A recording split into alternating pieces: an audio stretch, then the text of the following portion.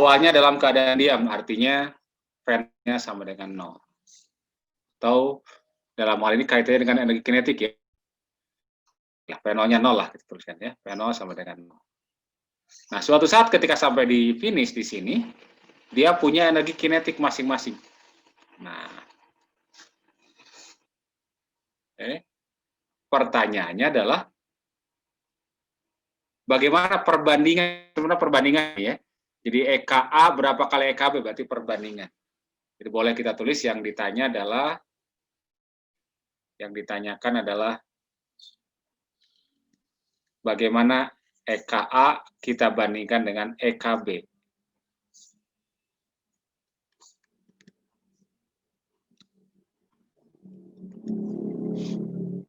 Oke.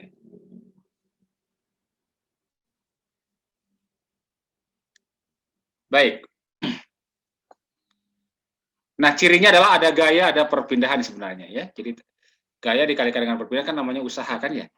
Jadi kita bisa gunakan kaitannya dengan energi kinetik, usaha dan energi. Ada satu prinsip yang disebut dengan prinsip usaha energi kinetik. Atau prinsip usaha energi ya. Prinsip usaha energi. Prinsip ini menyatakan bahwa usaha total oleh gaya-gaya yang bekerja pada benda itu sama saja dengan perubahan energi kinetiknya kita. Karena itu maka kita bisa tinggal lihat di sini. Usahanya itu kan F kali S dalam hal ini ya. Karena dengan perpindahannya F kali S. Sementara perubahan kinetiknya adalah apa? Kinetik akhir kurangi kinetik apa? Awal.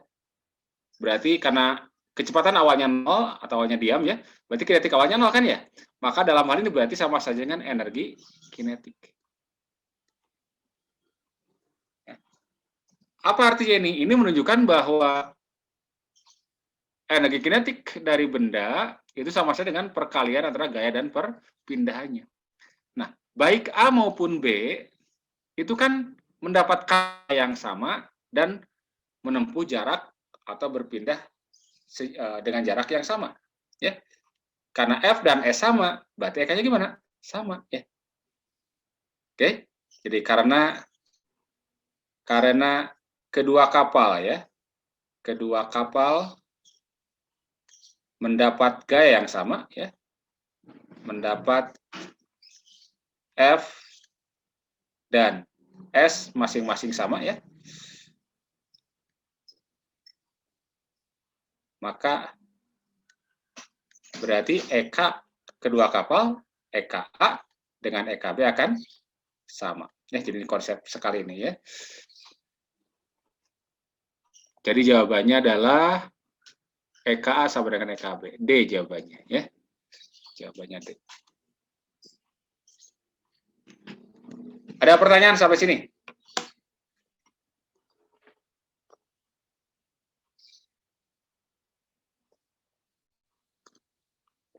Nah, lalu pertanyaannya sekarang kalau begitu.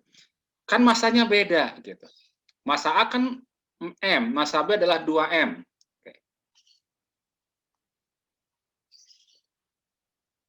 Kenapa EK-nya bisa sama? Ya. Baik. Ya, dalam hal ini EK-nya memang sama ya. Perbedaan massa ini itulah yang akan mengakibatkan perbedaan kecepatan gitu. Karena ingat EK itu adalah setengah mv kuadrat ya. Jadi kalau massanya lebih kecil berarti kecepatannya lebih besar ya, karena kan EK-nya tetap ya sama ya. Jadi EK sama dengan setengah mv kuadrat. Jadi kalau massanya lebih kecil maka kecepatannya lebih besar. Berarti kecepatan yang A itu lebih besar dibandingkan dengan kecepatan B saat tiba di garis finish. Nah, jadi kalau ditanyakan siapa yang jadi juara, nah, misalkan ya tentu saja atau yang menang dalam hal ini adalah kapal yang massanya lebih kecil, ya, karena kecepatan ketika di sini lebih tinggi ya. Jadi kapal A akan lebih dulu tiba di finish dibandingkan dengan kapal B. Tapi kalau bicara berapa besar energi kinetik dari masing-masingnya itu akan sama karena gaya dan perpindahannya sama. Oke. Baik. Jadi kalau tidak ada pertanyaan saya lanjutkan ke soal nomor 4 ya.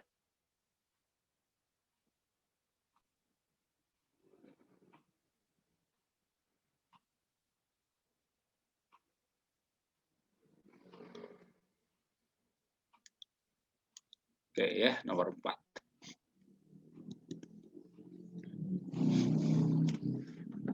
Baik, masih terbaca nih. 3 benda berturut-turut bermassa M, 2M, dan 3M dihubungkan dengan tali-tali dan disusun seperti gambar. Tali-tali licin dan sempurna dan massanya diabaikan. Oke, jadi talinya diabaikan ini ya. Kemudian koefisien gesek antara benda-benda dan bidang sama dengan mu. Percepatan gravitasi G. Sistem dibiarkan bebas bergerak. Maka, yang dicari adalah percepatan. Massa bergerak dengan percepatan berapa?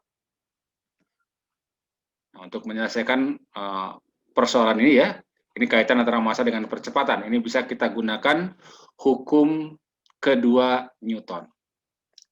W sigma F sama dengan M kali A. Nah, langkah pertamanya adalah apa? Menggambarkan gaya-gaya yang bekerja pada sistem ini. Kita gambarkan gaya-gayanya ya.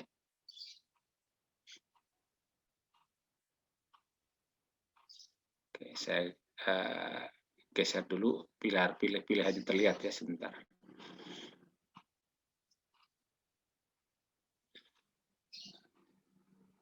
Sorry.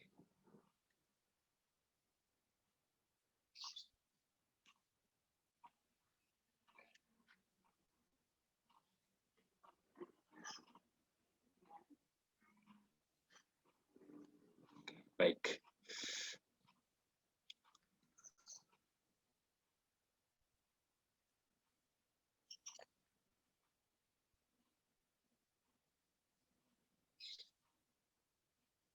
Kalau saya gambar lagi di sini.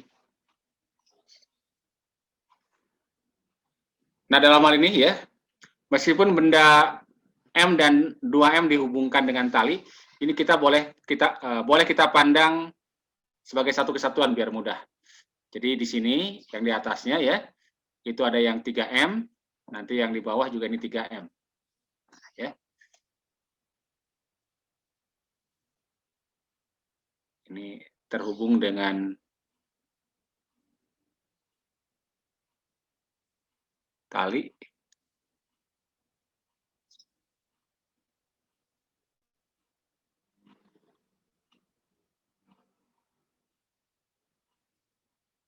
Sebentar.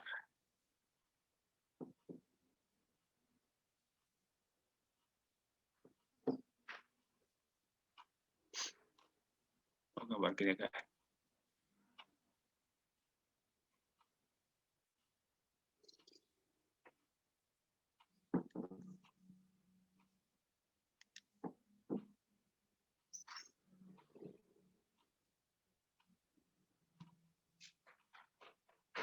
Oke, ya.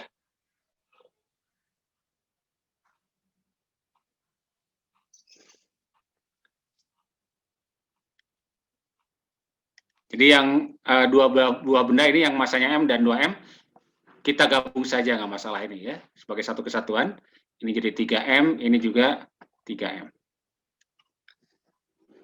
Di langkah pertama kita gambarkan dulu gaya-gaya yang bekerja. Ya. Sistem akan bergerak itu tentu saja karena adanya benda yang tergantung ini. Sehingga akan muncul gaya berat sebesar, ya langsung saja kalikan dengan percepatan gravitasinya kan ya. Berarti 3M kali G. Di sini talinya tegang. Ya, ada tegangan tali muncul. Katakan T, di sini juga ada tegangan tali T. Dan di sini ada gesekan, ya. Kita gambarkan ini gesekannya berarti ke sini nih, ya. Selain gesekan ada gaya berat dan ada gaya normal, gitu kan ya? Ini gaya normal, ini gaya berat. Gaya beratnya adalah 3M kali G, ya. Ini gaya gesekan F gas. Nah, yang dicari percepatan. Nah, percepatan ini kan akibatnya ini akan turun dengan suatu percepatan A, katakan, dan yang ini akan bergeser ke kanan. Namun karena sistemnya sebenarnya terhubung dengan tali, ya, Ini meskipun belok ke sini, ini dapat kita pandang seolah-olah dalam arah yang sama saja, ya. Jadi masing-masing benda itu akan bergerak dengan percepatan yang sama. A. Jadi ini kita ambil seolah-olah satu arah saja lah, ya, supaya mudah. Sesuai dengan hukum Newton bahwa A itu adalah sigma F dibagi dengan M. Resultan gaya-gaya yang bekerja, gayanya yang pertama adalah ini kan ya, 3mg, kemudian dikurangi T, ini arah positif, T, kemudian F gas. Ya. Berarti kita harus tahu dulu F gasnya. Berapa F gas? F gesekan itu kan rumusnya mu kali apa? N ya. Jadi kalau kita lihat sini penyelesaiannya ya. Jadi kita boleh dapatkan dulu F gas. F gas adalah mu kali N. N itu adalah gaya normal ini. Berapa besarnya? Nah, kita lihat dalam sumbu vertikal ini. Nah, kebetulan di sini hanya ada 2 gaya ya. Karena tidak gerak dalam arah vertikal gini, berarti resultan gaya pada sumbu vertikal harus sama dengan 0. Ini menunjukkan bahwa N dengan 3mg harus sama ya. Jadi kalau kita bicara misalkan sigma F pada sumbu Y itu sama dengan 0, berarti kita akan dapatkan N sama dengan 3M kali G ya. Karena beratnya 3M. 3M dikalikan G. Sehingga F gasnya berarti sama dengan mu dikali N. Berarti kalikan dengan 3mg, berarti 3 mu mg. Gitu kan ya? Nah, barulah percepatan sistemnya berarti sigma F resultan gaya pada sistem dibagi dengan massa total sistem. Gabung saja ya, karena bergeraknya bersama-sama. Sigma F-nya yang menarik adalah yang 3mg kan ya? 3mg. Dikurangi yang melawan.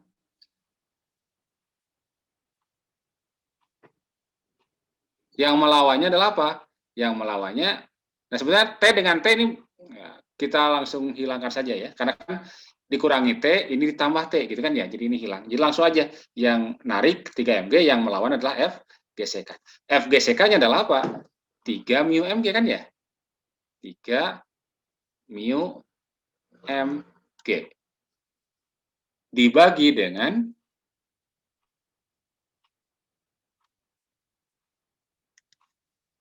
masanya apa? Masanya massa total seluruhnya kan ya?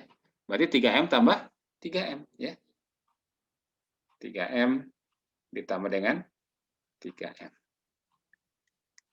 Ya, berarti kan boleh kita tulis 3mg, 3M kali G dalam kurung 1 dikurangi mu. Itu kan ya? Dibagi dengan 3, jadi ini 6 ya. 6M. Berarti ya M-nya hilang, 3/6 1/2 kan ya? Berarti boleh kita tulis G dikali 1, G dikali 1 dikurangi mu, dibagi dengan 2. Ya. Oke. Jadi pilihannya 2. Kurangi, nah ini. B. Oke, jadi jawabannya adalah B. Oke, ada pertanyaan sampai sini? Kalau ada pertanyaan langsung aja ini ya, nanti hilang.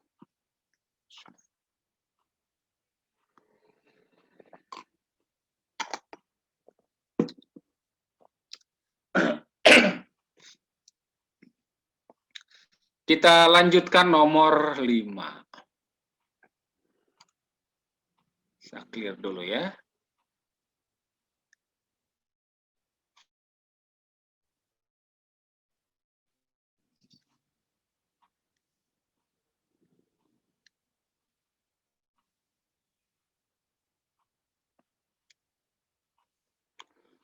Suatu benda angkasa bermassa M dalam bebas medan bergerak dengan kecepatan V. Pada suatu saat, benda tersebut mengalami pembelahan secara internal menjadi 2 bagian. Bagian pertama bermassa M/4 bergerak dengan kecepatan 3V. bagian kedua bergerak dengan arah yang bentuk sudut theta terhadap arah semula. Nah, berapa nilai tangen theta? Nah, di sini di soal nomor 5 ini terkait dengan benda yang semula masanya M bergerak dengan kecepatan V, kemudian belah menjadi dua bagian. Nah, ini kita bisa terapkan konsepnya, ingat ya, ada massa, ada kecepatan, ada momentum, ya. Momentum. Berarti kita bisa gunakan pada kasus benda yang bergabung maupun berpisah, itu akan berlaku hukum kekekalan momentum. Ya. Jadi yang mengalami pembelahan secara internal itu berarti kan interaksi yang terjadi hanya antar benda-benda itu sendiri. Jadi resultan gaya luarnya sama dengan 0. Jadi kita bisa terapkan sekali lagi hukum kekekalan atau kelestarian momentum. Ya. Hukum kelestarian momentum. Nah, karena di sini ada perubahan arah, ya, maka sebaiknya kita gambarkan, karena ingat momentum adalah vektor. Jadi kalau saya ilustrasikan, pertama masanya M, jadi ada kondisi sebelum, ya, sebelum. Nah ini misalnya ini masanya M bergerak dengan kecepatan V ke sini. Nah, ini kondisi sebelum. Kemudian ada kondisi sesudah.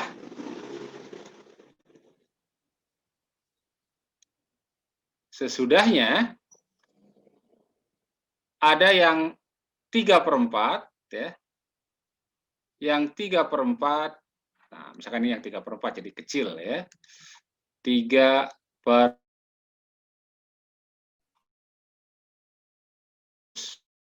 ini dengan kecepatan 3V. Oh, sorry, bukan 3/4 ya, keliru. Ini yang 1/4 ya, M/4 ya. Yang M/4. Ini berarti 1/4 M. Bergerak dengan 3V. Yang ini tadi bergerak dengan kecepatan V, yang ini 3V. Tegak lurus terarah ke sini, ya. Nah, yang kedua, yang sisanya adalah apa? Sisanya membentuk sudut theta terhadap arah semula. Ya. Kalau terbelah biasanya, kalau dalam satu bidang lurus biasanya ke sana, satu ke arah sana, satu ke arah bagian sebaliknya, ya. Karena yang kedua, berarti sisanya yang berapa itu? Yang 3/4, ya. Yang 3/4 membentuk sudut. Nah, katakan ke sinilah, ya. Terhadap arah semula membentuk sudut theta. Nah, yang ditanya tangen theta, ya. Yang ditanya tangen theta. Ditanyakan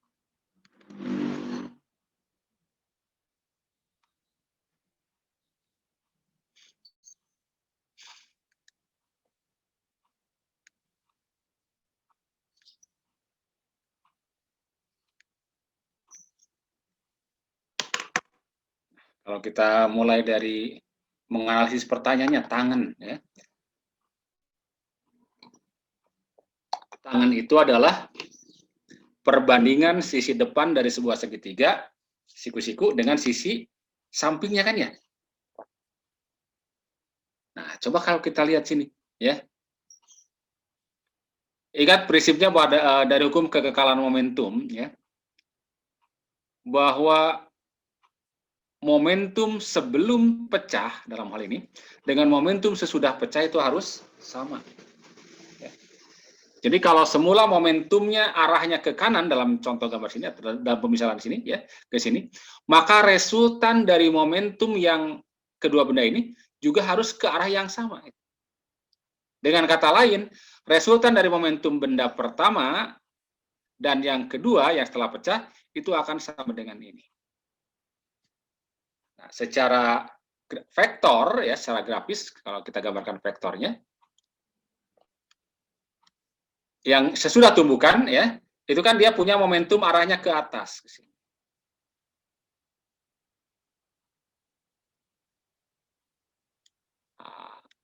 Nah, jadi momentumnya arahnya ke sini. Berapa besarnya? Ingat, momentum itu kan massa kali kecepatan. Berarti seperempat M dikali dengan 3V.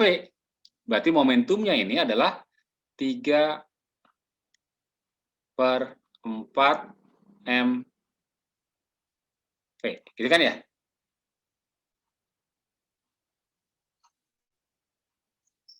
Kemudian yang kedua, membentuk sudut theta ke sini. Nanti miring ke sini berarti. Nah, ya. Yang kedua, yang ini.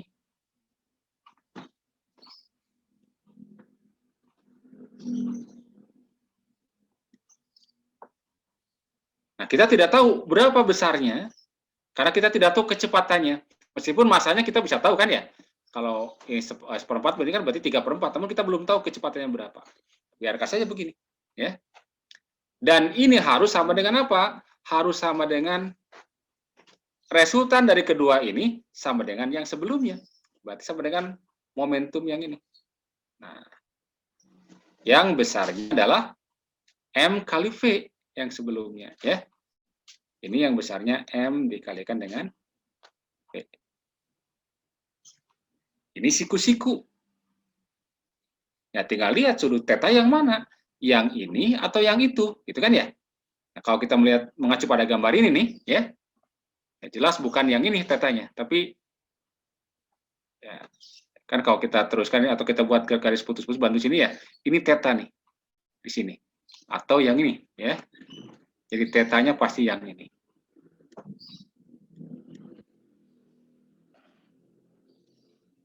Oke, tetanya ini.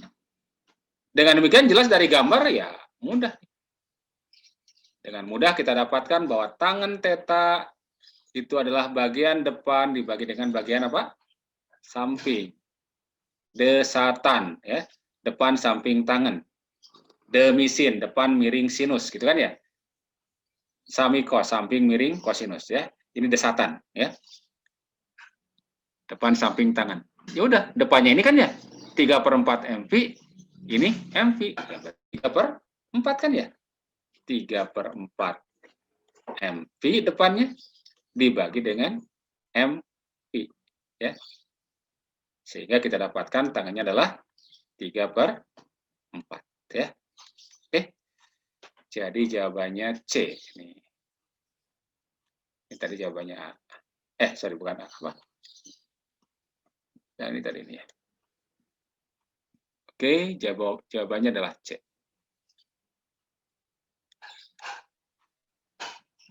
Oke. Jadi lebih mudah ini kalau kita gambarkan dalam ungkapan vektor ya. Konsepnya jumlah momentum sebelum dan sesudah peristiwa harus sama.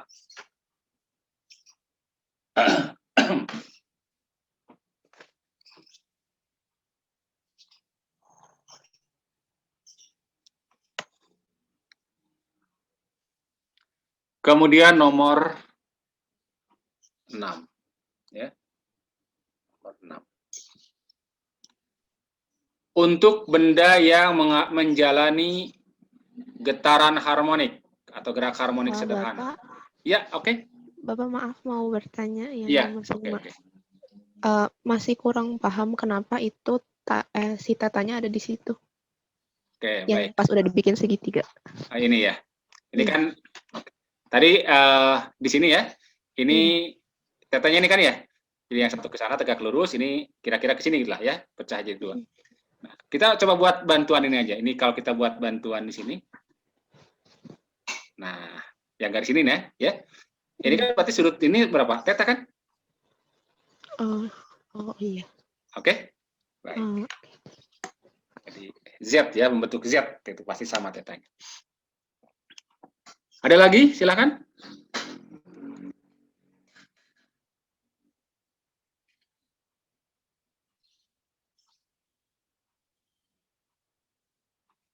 Baik, nomor 6 ya sekarang ya. Untuk benda yang menjalani getaran harmonik, maka ketika simpangan maksimum, kecepatan maksimum. Oke. Gerak harmonik.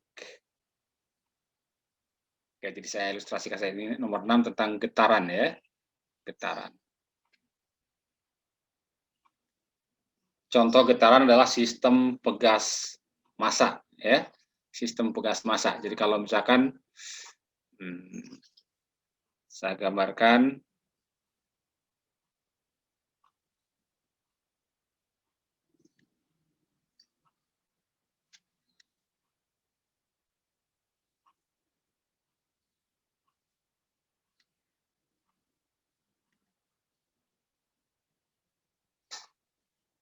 misalnya ada benda bermassa M dihubungkan dengan pegas. Misalnya dalam kondisi awal normal ya, dia berada di sini. Ini posisi di mana pegas belum tersimpang. Ini posisi X sama dengan 0. Disimpangkan sejauh X sama dengan A. Nah, X sama dengan A. Sifat dari pegas ya, sifat dari pegas itu kan ketika ditarik, bertambah panjang dia akan memberikan gaya perlawanan, gaya pegas ya. Dan sesuai dengan hukum Hooke ya. Ini kan ada gaya pegas ini ya. F, ada gaya pegas F yang besarnya K dikalikan dengan X gitu kan ya, atau dalam hal ini kita beri tanda minus KX karena berlawanan dengan perpindahannya. Jadi kalau simpangannya ke kanan, gayanya ke kiri. Kalau semula kita tahan, ini berarti kan awalnya di sini, ketika disimpangkan sejauh A, dia dalam keadaan diam. Berarti kecepatannya sama dengan 0. Gitu kan ya? Kemudian tadi F-nya KX ya, kayak kita lihat F sama dengan K atau min KX ya. Kita beri tanda negatif menunjukkan bahwa gaya dengan simpangannya berlawanan ya. Jadi ketika di sini kecepatannya 0, kemudian kita lepaskan. Apa yang terjadi? Kalau kita lepaskan, maka ada gaya sebesar min KX atau dalam hal ini X sama dengan A ya. KA yang akan membuat benda ini menjadi punya percepatan dari sigma F sama dengan M kali A ya, sama dengan M kali A. Ini kan sama dengan M kali A ya. Jadi M dikali A sama dengan min K dikalikan dengan X. Ya. Jadi akan muncul percepatan. Nah, di sini karena dia pada posisi X sama dengan A, berarti percepatannya apa? Merupakan percepatan ketika simpangannya paling jauh, ya. Berarti di sini percepatannya akan merupakan percepatan yang maksimum, yaitu untuk menganalisis di mana kecepatannya 0, di mana percepatannya maksimum. Jadi saat di simpangan terjauh, yang kemudian kita sebut dengan amplitudo ini ya, itu kecepatannya 0, percepatannya maksimum. Nah, kemudian nanti dia akan bergerak, nah, akibat kayak ini kan bergerak, dipercepat terus, dipercepat, berarti kecepatannya makin meningkat. Nah, suatu saat ketika dicapai X sama dengan 0, atau saat gayanya 0, dia sudah punya kecepatan yang tertinggi, yakni kecepatan maksimum. Mengapa kok di sini maksimum? Karena ketika sudah lewat ke kiri, arah gaya menjadi apa? Terbalik ke kanan. Ya.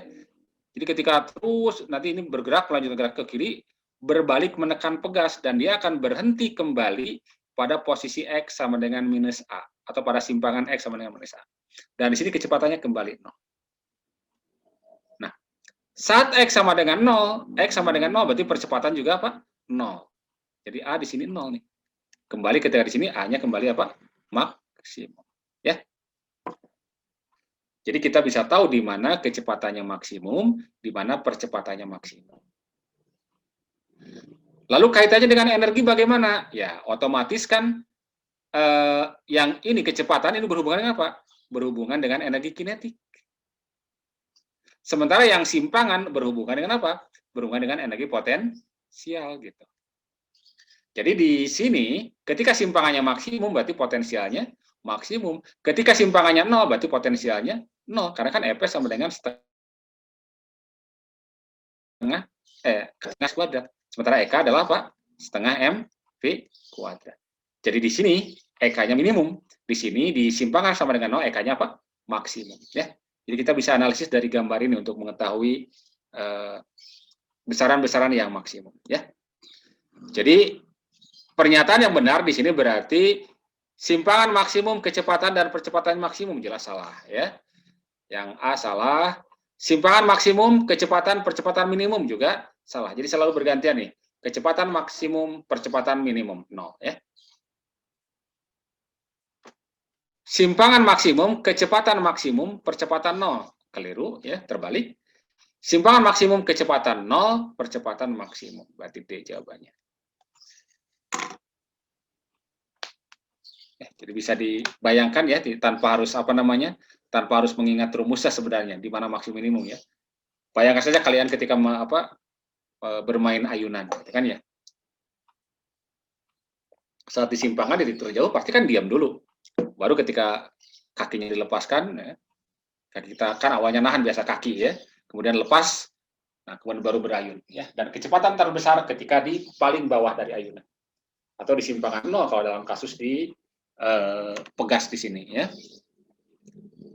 Jadi ini peristiwa bolak-balik. Jadi ketika di sini gayanya arahnya ke kanan nih. Ya.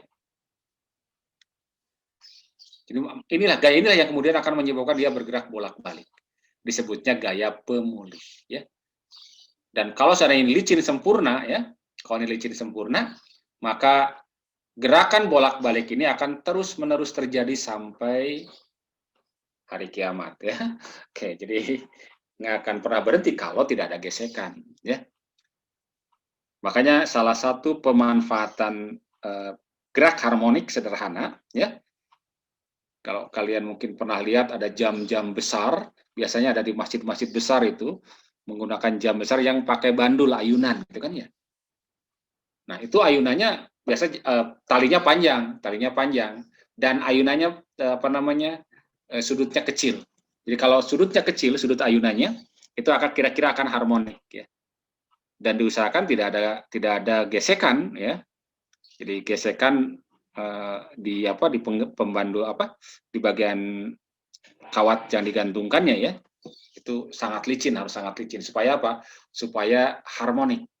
Kalau harmonik berarti waktu dari detik ke detiknya itu akan sama. Dan waktu jam akan bertahan lama gitu ya. Oke ya. Jadi salah satu ini untuk prinsip Guarani ya. Kalau tanpa gesekan itu untuk menghitung waktu. Dan bisa diatur periode, kalau misalkan periodenya 1 detik berarti dari sini 1 kali ayunan 1 detik. Jadi kalau ada 1 jam berarti ya butuh 3.600 kali ayunan misalnya gitu ya. Atau 1 menit butuh 60 kali ayunan. Untuk jam ya. Oke ya, nomor 6. Kemudian nomor 7.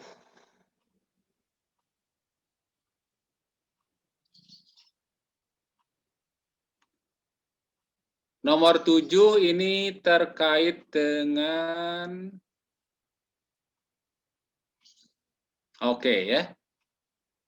Silinder pejal. Jadi ini menggelinding. Nah, ingat menggelinding itu berarti dia melakukan 2 gerak sekaligus. Gerak translasi ya. Jadi menggelinding.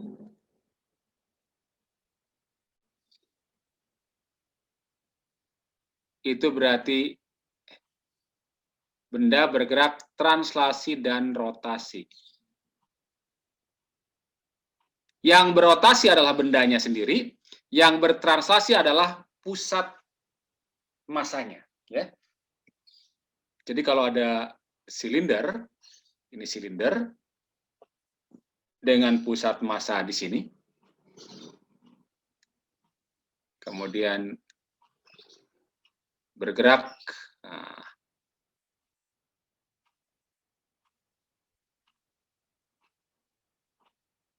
di atas lantai misalnya ya, maka yang pusat massa ini yang bergerak translasi.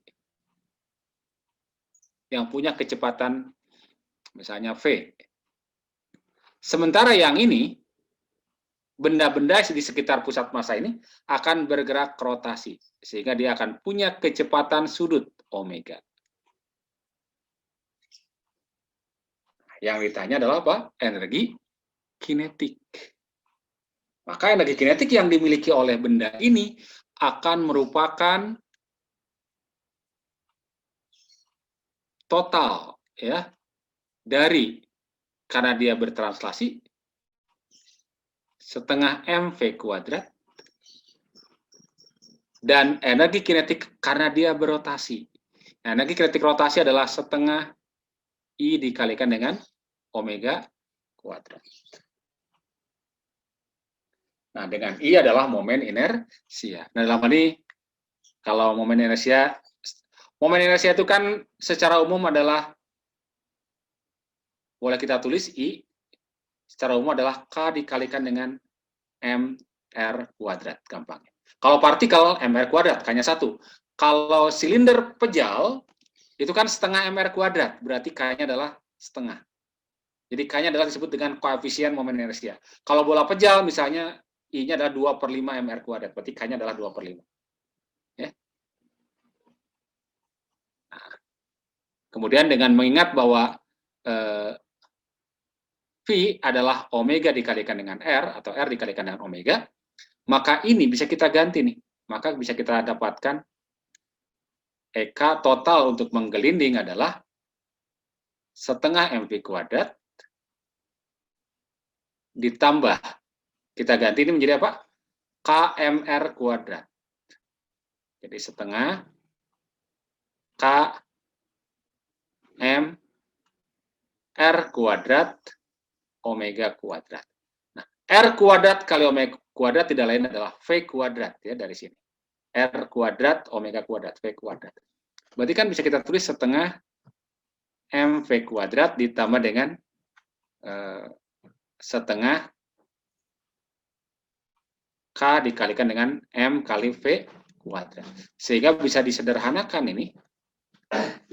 Untuk menggelinding berarti setengah mv kuadrat dalam kurung, ini kali 1, ditambah ini kan K perbedaannya ya. Jadi K-nya koefisien momen inersia. Jadi mulai sekarang boleh diingat bahwa untuk kasus menggelinding, energi kinetiknya adalah ini rumusnya ya.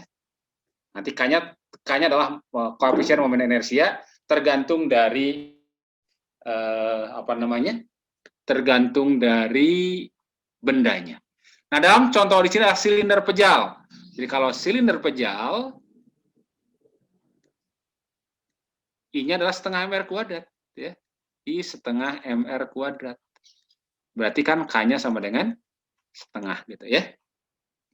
Nah, kalau K-nya setengah, berapa EK-nya? Ya, langsung aja masukkan. Berarti EK sama dengan setengah mv kuadrat dikali 1 plus setengah gitu. Ini kan 3/2 ya. 3/2 dikalikan setengah, berarti 3/4. mv kuadrat ya. Jadi jawabannya adalah E. Oke ya. Ini E jawabannya ya. Ada pertanyaan? Nah, save dulu ya. Nanti saya kirim ininya ya. File fotonya ini. Oke.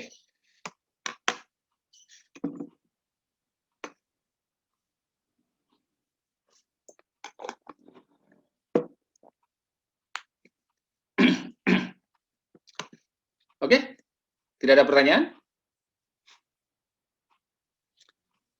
Kita lanjutkan nomor 8 ya. Saya clear dulu. Nomor 8.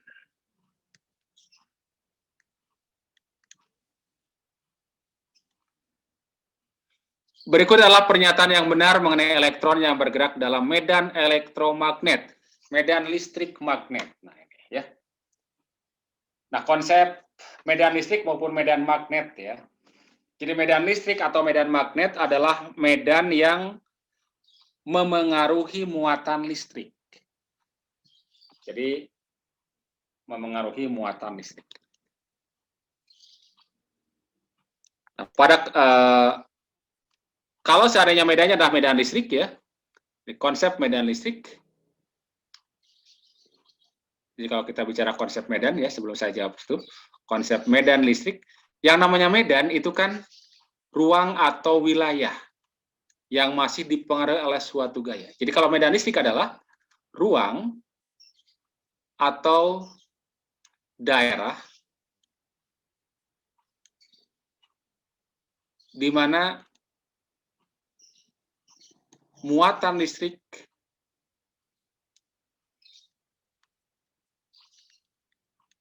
akan atau mengalami, pasti ya, mengalami gaya listrik.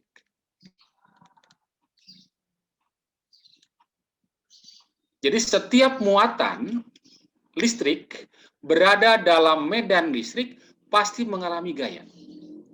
Ya. Jadi kalau ada medan listrik sini, medannya E, ya, ada medan listrik E. Kemudian di sini ada muatan listrik, misalnya, yang satu misalnya muatannya positif, ya. Ini ada muatan positif misalnya, yang ini muatannya negatif. Maka muatan positif itu akan mendapatkan gaya listrik yang searah dengan medan, sementara yang negatif akan kebalikannya. Dan besar gayanya F sama dengan tinggal kalau muatannya Q ya, muatannya Q, ini adalah Q dikalikan dengan E.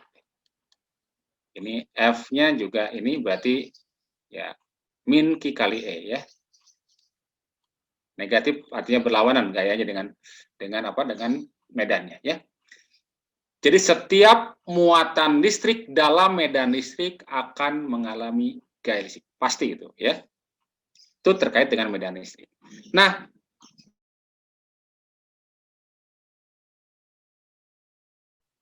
magnet.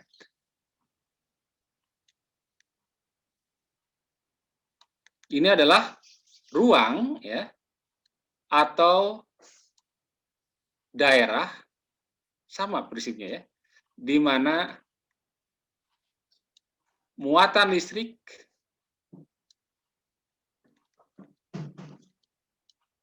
nah perhatikan ini kata-katanya ya, dapat mengalami gaya. Dan dalam itu tentu saja kalau yang di sini ada tadi gaya listrik ya kita sebutnya, di sini adalah gayanya gaya magnet ya atau gaya Lorentz ya.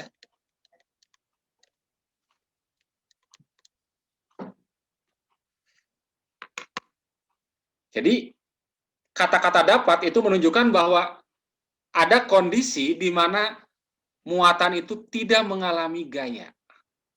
Karena ingat, mungkin saya tidak akan gambarkan, saya akan berikan gayanya bahwa gaya listrik, gaya magnet pada muatan itu kan F sama dengan B kali Q kali V, gitu kan ya? Mungkin masih ingat, kali sinus theta, di mana theta adalah apa? Sudut antara kecepatan. Jadi kalau ini muatannya, kemudian ke sini arah kecepatannya,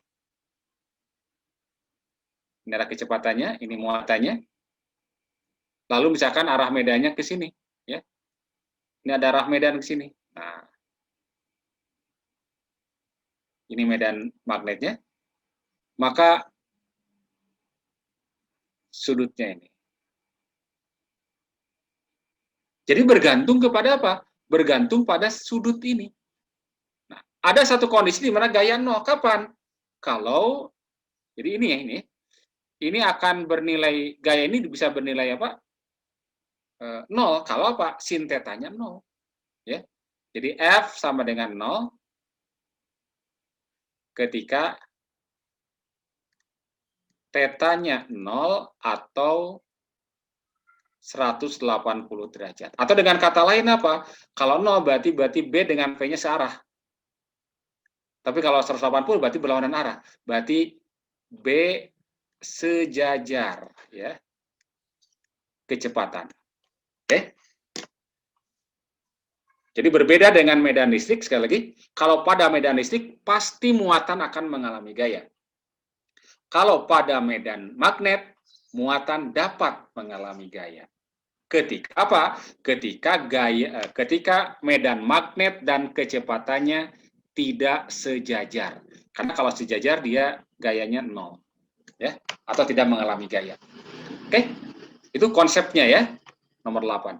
Jadi kalau kita lihat di sini, berikut adalah pernyataan yang benar mengenai elektron yang bergerak di dalam medan elektromagnet. Elektron yang sedang bergerak akan berhenti bila melewati medan magnet. Belum tentu, ya. Dan bahkan bukan belum tentu ini, bahkan tidak akan pernah berhenti, ya.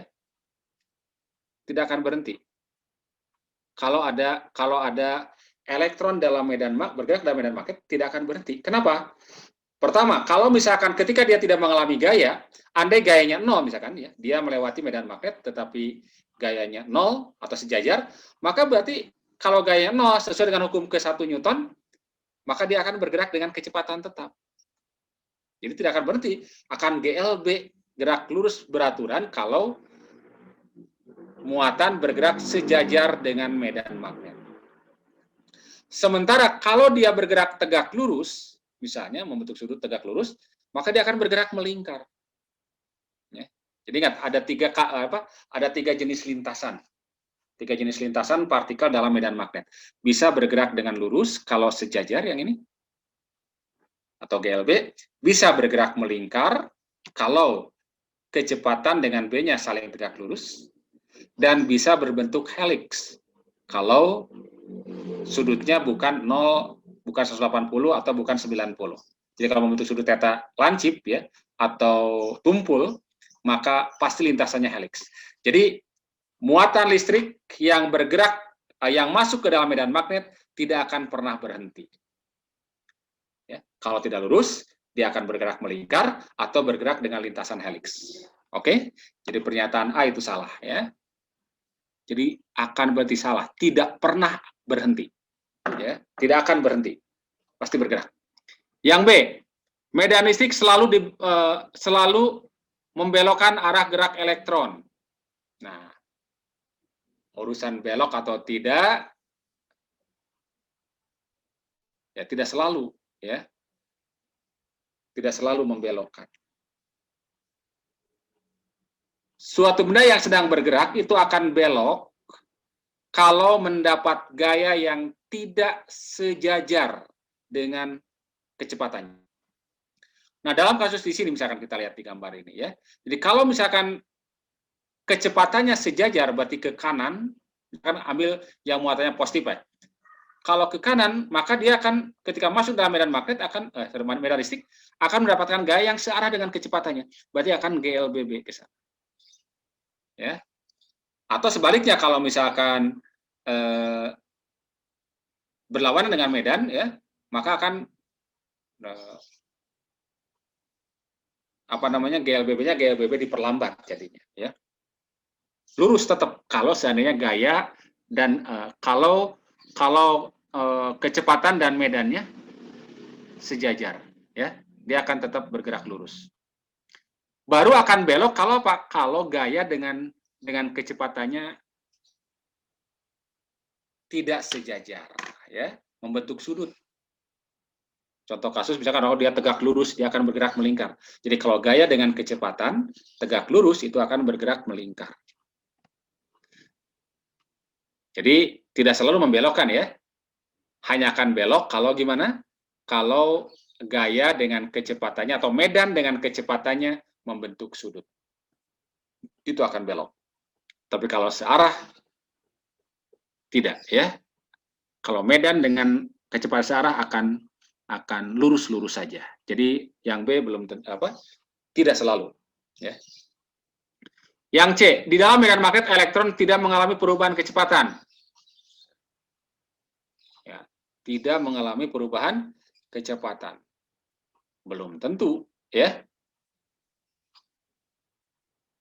tidak mengalami di dalam medan magnet, elektron tidak mengalami perubahan kecepatan atau kecepatannya tetap ketika apa? Ketika ini sejajar ya. Ketika B sejajar V.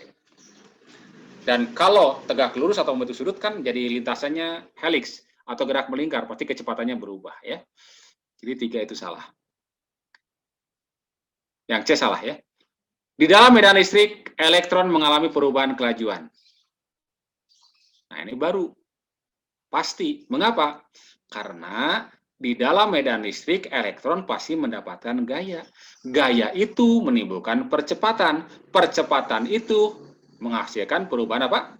Perubahan kecepatan atau kelajuan. Ya. Oke, jadi jawaban yang benar adalah yang D.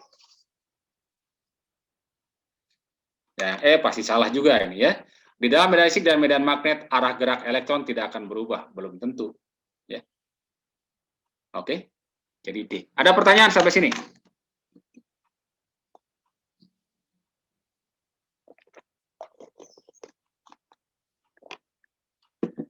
Baik, kita lanjutkan kalau tidak ada pertanyaan ya.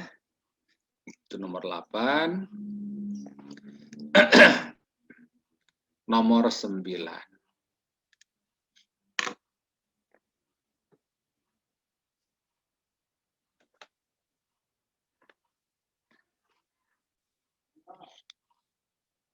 Sepotong kawat AB dengan panjang 50 cm dan massa 200 gram bergerak vertikal ke bawah dari keadaan diam tanpa gesekan di dalam medan magnet 2 Tesla. Nah, arahnya seperti pada gambar ini ya. Kecepatan hingga kecepatannya konstan V. Oke.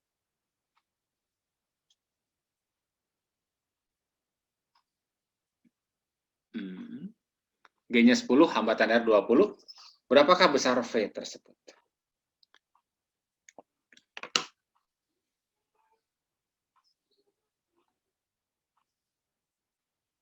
Nah, ini terkait dengan konduktor yang digerakkan memotong medan magnet. Ya, saya kira mungkin masih semester ini ya, semester ganjil ya, kemarin. Nah, ingat kalau ada batang konduktor digerakkan memotong medan magnet, gitu kan? Maka pada batang konduktor ini akan muncul GGL. Di mana besar GG-nya adalah apa? B kali L kali V, gitu kan ya? Jadi kecepatannya, ya, jika kita mengacu pada rumus GGL sama dengan B kali L kali V, maka V dapat kita peroleh kalau apa? Kalau GGL-nya tahu. Jadi konsep ini nih. Bahwa GGL yang munculnya adalah apa? Kali L kali apa? V, gitu. GGL-nya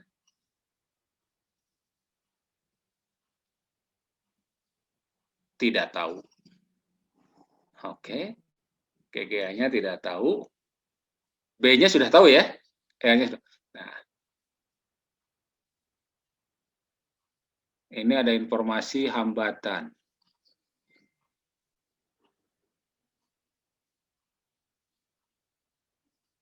Oke. Baik, jadi kita harus lihat sebentar. Ini panjangnya 50 ya, sudah tahu. Masanya 200 gram. Bergerak ke bawah dari keadaan apa? Diam, tanpa gesekan. Medan magnet 2 Tesla. G-nya 10. Oke, baik. Gini. Dia kan apa namanya? Turun ke bawah nih, ya, ke bawah. Kenapa dia turun ke bawah, bergerak ke bawah? Tentu saja karena apa? Karena apa namanya? Batang AB ini atau konduktor AB itu punya apa? Punya massa. Akan ada gaya ke bawah. Gaya apa gerangan? Oke, saya gambar pindahkan di sini ya. Jadi, nah di sini dia turun ke bawah akibat adanya gaya gravitasi. akibat ada gaya gravitasi sebesar M kali G, ya. M kali G. Semula ini dalam keadaan diam, jadi kecepatannya 0. Nah, suatu saat kecepatannya konstan. Mengapa kok jadi konstan? Mengapa konstan? Karena apa?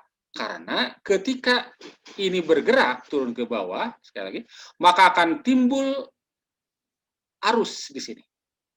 Ya. Akan timbul arus listrik akibat adanya perubahan flux magnetik, ya. Akan timbul arus listrik. Dan arus yang timbul pada batang ini itu akan menyebabkan, ingat, kalau ada batang arus listrik berada dalam medan magnet, maka dia akan mendapatkan gaya loreng gitu. Jadi ketika kecepatannya menjadi konstan, berarti mg ini itu diseimbangkan oleh gaya loreng. Kemana dalam gaya lorengnya? Ya, kalau harus seimbang berarti gaya lorengnya pastilah ke atas ini. Jadi ada gaya loreng sebesar berapa? Nah, gaya loreng itu kan rumusnya apa? B kali I dikalikan dengan L. Nah, di sini kenapa BL? Cuma kali sin theta tadi ya, BL sin theta.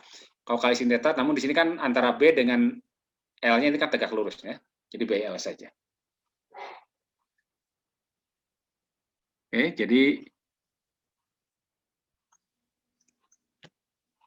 ini pertama ya, jadi F sama dengan BL, berarti ini harus sama dengan apa? Sama dengan M kali G. Nah, dari sini kita dapatkan B-nya sudah tahu ya, F-nya tahu sama dengan MG, berarti kita bisa dapatkan I-nya. Nah, kalau I sudah dapat, ya jelas kita bisa dapatkan E-nya kan ya? Karena E itu sama dengan apa? I kali R. Ya. Jadi pertama kita dapatkan kasus ini, bahwa F sama dengan M kali G. F sama dengan M kali G. Sama dengan berarti B kali apa? Kali L. Sehingga kita dapatkan I berarti sama dengan apa? M G dibagi dengan BL, gitu kan? Boleh kita hitung langsung atau kita buatkan, biarkan begini. Kemudian dengan menggunakan rumus bahwa GGL sama dengan B kali L kali V, ini kan harus sama dengan dari hukum Ohm, berarti R dikalikan dengan I, kan ya? Karena R-nya sudah tahu nih, ya. Berarti kita bisa dapatkan V. Maka V berarti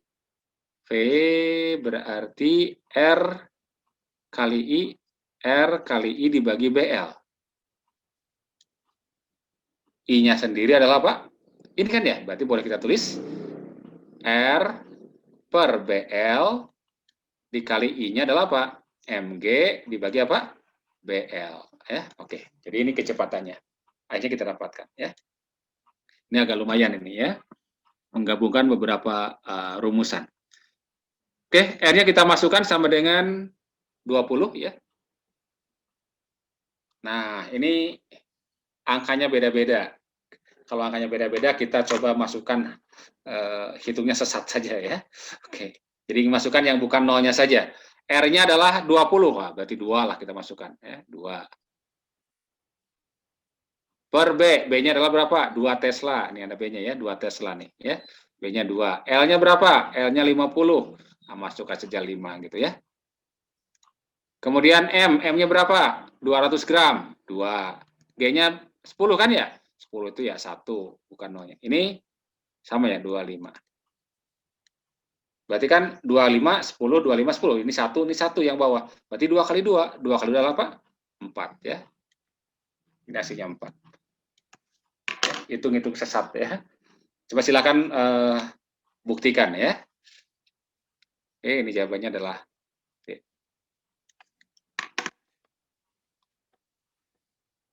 Tapi itu hanya berlaku kalau gimana? Pilihan ganda dan pilihannya beda-beda ya. Jangan, kalau ada yang sama harus dihitung dengan benar ya.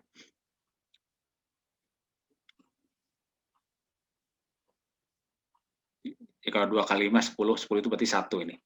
Nolnya buang. Ini 10, 1, nolnya buang. Ya, tinggal 2 kali 2. Itu trik hitung cepat ya. Bukan hitung cepat, milih cepat ya. Oke, ini nomor 9. Masih ada waktu 5 menit lagi. Nih, saya save dulu.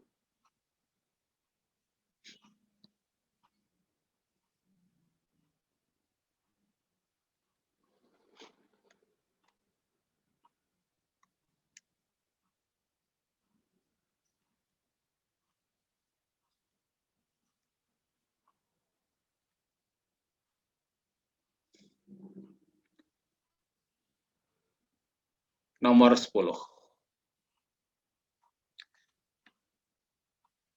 Dua lampu masing-masing bertuliskan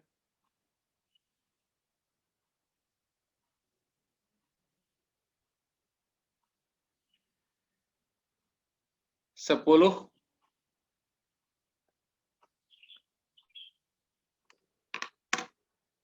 Bentar, kita sampai jam berapa ya? Kita sampai jam 9 atau 9?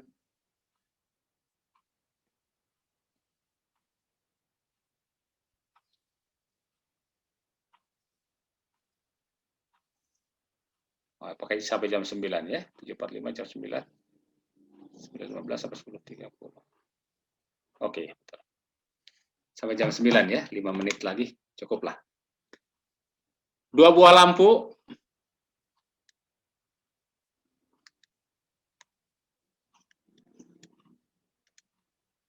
masing-masing bertuliskan 10 watt, 10 volt. 10 watt, 20 volt. Dipasang paralel pada tegangan searah 10 volt. Nah, ini sebaiknya kita gambarkan saja ya. Kita gambarkan ada dua buah lampu dipasang paralel. Lampu pertama, ini lampu kedua. Dipasang paralel.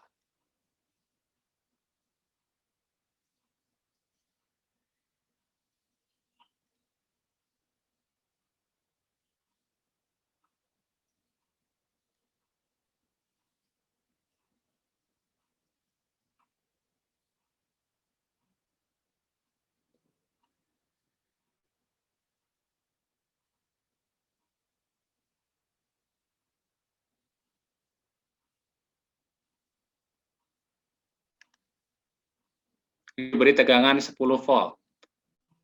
Ini 10 volt, 10 watt.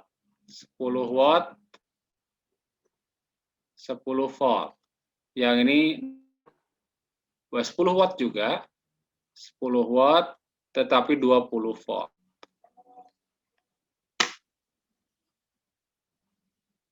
Oke, seperti ini ya gambarnya ya. Kemudian ini lampu satu, yang ini lampu 2. Oke.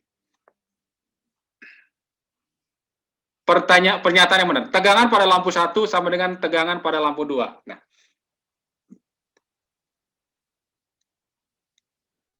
lampu 1, lampu 2 paralel ya. Kalau paralel, ingat kalau paralel itu tegangan sama. Tegangan sama. Jadi pernyataan 1 ini benar ya. Tegangan pada lampu 1 sama dengan tegangan pada lampu 2. Oke. Lampu 2 menyala lebih terang dibanding lampu 1. Nah, mana yang lebih terang? Nah, prinsipnya begini. Ketika ini sebetulnya umum ya untuk peralatan listrik, bukan hanya lampu ya. Jadi apapun biasanya beban listrik disebutnya, itu selalu ada dayanya berapa, kemudian ada tegangannya berapa. Ini menyatakan tegangan kerja. Jadi kalau ada lampu 10 watt, 10 volt, artinya tegangan kerjanya adalah 10 volt. Dia akan menyala dengan menyerap daya sebesar 10 watt kalau dipasang pada tegangan yang pas 100 volt. 10 volt maksudnya ya. Jadi untuk kasus yang kedua ya, untuk kasus yang kedua itu kita harus lihatnya dari ini.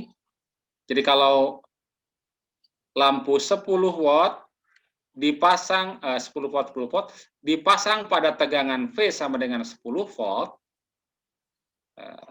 atau tegangan baterai lah ya, ini V-nya saya ganti dengan E, tegangan baterai ini, maka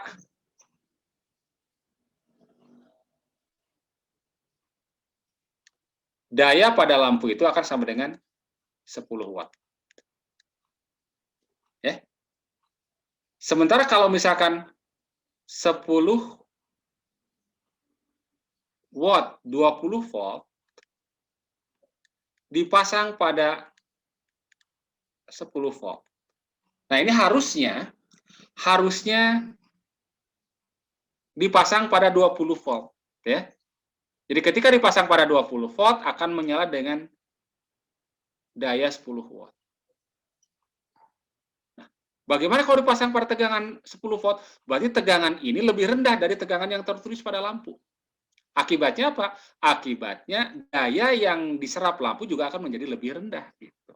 Karena ingat, rumusannya bahwa P, daya, itu kan I kuadrat kali R. Ya, atau V kuadrat per R. Ya. Jadi V kuadrat per R. Dengan asumsi bahwa daya lampu sama, tetap ya, daya lampu tetap, berarti perubahan daya itu bergantung pada perubahan tegangan, kuadratnya. Jadi P sebanding dengan V pangkat 2. Kalau tegangannya menjadi setengahnya, jadi kalau V menjadi setengahnya sebagai contoh kasus, dalam kasus ini kan jadi dari 20 menjadi 10, itu kan menjadi setengahnya. Maka kalau V menjadi setengah kali, berarti dayanya menjadi ini, setengahnya pangkatkan 2. Atau 1/4 kali. Jadi jelas akan menjadi lebih redup. Berarti lampu satu akan lebih terang gitu dari lampu 2. Ya. Jadi lampu 1 lebih terang daripada lampu 2. Karena lampu 1 tetap 10 watt. Kalau yang ini menjadi 1/4 kalinya kan ya. 1/4 dari 10 ini. Berarti menjadi 2,5-nya ya. Oke, jadi pernyataan 2 salah ya. Ya udah, berarti jawabannya B kan? Karena ini ada 2 semua nih. Tapi kalau secara konsep ya kita lihat. Hambatan lampu satu lebih kecil daripada lampu 2 ya. Tinggal kita lihat hambatan dari sini nih. Untuk nomor 3, hambatannya bisa dilihat dari rumusan V kuadrat dibagi dengan apa? P. Jadi kalau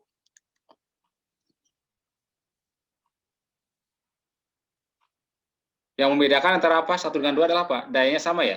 Dayanya sama berarti yang berbeda apa? Tegangannya. Jadi kalau V-nya besar, jadi kalau P-nya sama ya, P yang ini, jadi kalau untuk P tetap ya, untuk P sama antara kedua lampu ya, maka R itu sebanding dengan V pangkat 2. Jadi V yang besar, kalau ini besar, akan besar pula R-nya ya. Jelas bahwa lampu 1 tegangannya lebih kecil daripada lampu 2, berarti lampu 1 hambatannya lebih kecil daripada hambatan lampu 2. Kuat arus yang mengalir pada lampu 1 lebih besar daripada lampu 2. Ya, ini terkait dengan hambatan tadi. Dari mana? Dari konsep arusnya berapa? Ini kan tegangannya sama nih, 10 volt. Nanti kan di sini masing-masing mengalir arus, misalnya ini adalah I1, ini adalah I2. Dan arus itu dari hukum si Ohm aja, bahwa I sama dengan apa? E dibagi dengan apa? R gitu. Karena E-nya sama ya, maka R yang besar, kalau R-nya besar, akan mengakibatkan I yang kecil, berbanding terbalik ya. Di sini yang besar yang mana R-nya? R2.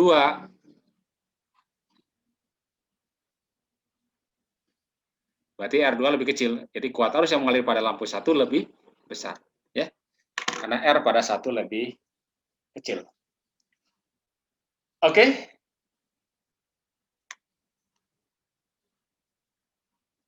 Saya kira cukup, ya udah cukup lewat waktunya. Ini saya save. Nanti saya kirimkan ininya ya ke koordinator ini untuk dikirim ke kalian. Oke, sampai di sini saja dahulu. Nomor berapa tadi? Nomor 10 ya, baru sampai nomor 10. Terima kasih. Assalamualaikum warahmatullahi wabarakatuh. Terima kasih, Pak. Ya, Terima sama-sama. kasih, Terima kasih, Pak. Sama-sama.